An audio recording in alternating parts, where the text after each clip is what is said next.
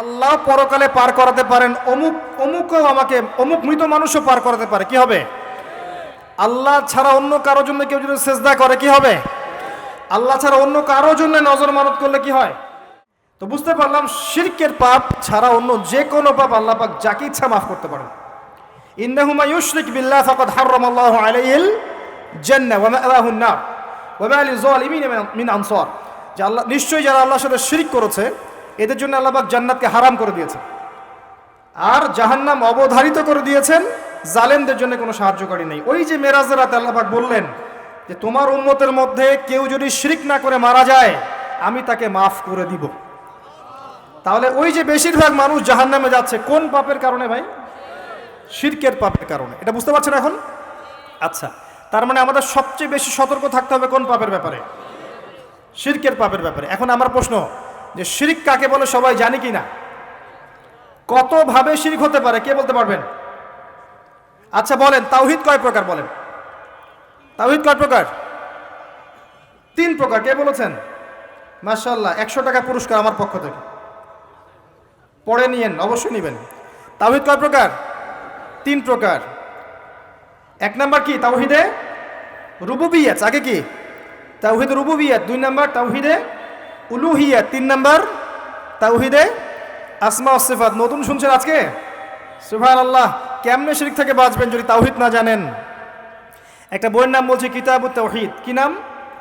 কিতাবুত তাওহীদ। বইটা অবশ্যই কিনবেন অথবা অনলাইন থেকে ডাউনলোড করবেন। আজকে পারবেন? হাত তোলেন, কথা দেন। ওই বইয়ের মধ্যে শিরকের ক্যাটাগরি দেওয়া আছে। শিরক এটা করলে শিরক হয়, এটা করলে শিরক হয়, এটা করলে শিরক হয়, হাদিস এবং কোরআনের আয়াত সহ। রাইটারের নাম মুহাম্মদ বিন আব্দুল ওয়াহাব।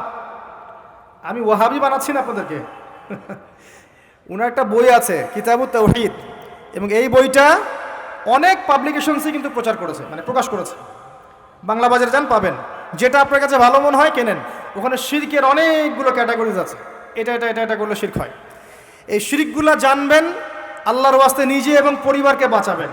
সমাজ রাষ্ট্র পরে, আগে নিজে এবং নিজের পরিবার। সমাজ রাষ্ট্র পরে, এটা পরে, আগে নিজের পরিবার। পারবেন না ইনশাআল্লাহ তাআলা। এবার আসেন, আমি খুব শর্ট করে বলছি।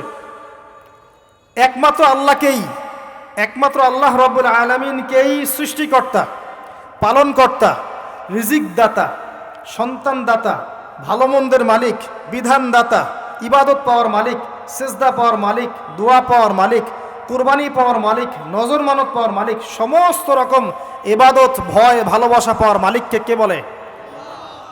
আল্লাহ। এইটা বিশ্বাস করার নাম হচ্ছে কি? তাওহীদ। এটার নাম কি?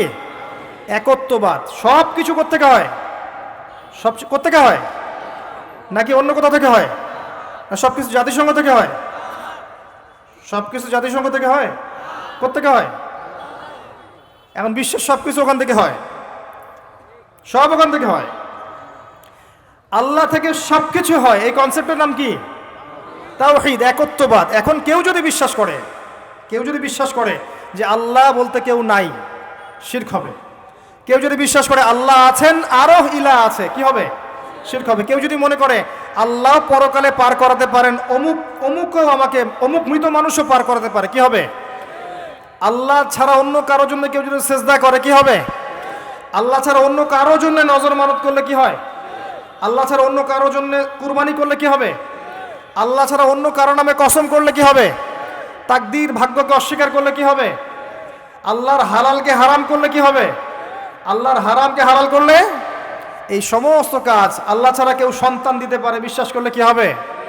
শিরক হবে। প্রচুর কাজ আছে, এগুলো করলে কি হয়ে যায়? শিরক হয়ে যায়। মনে করেন কেউ নিজের নাম রেখেছে শাহিন শাহ। কি নাম রেখেছে?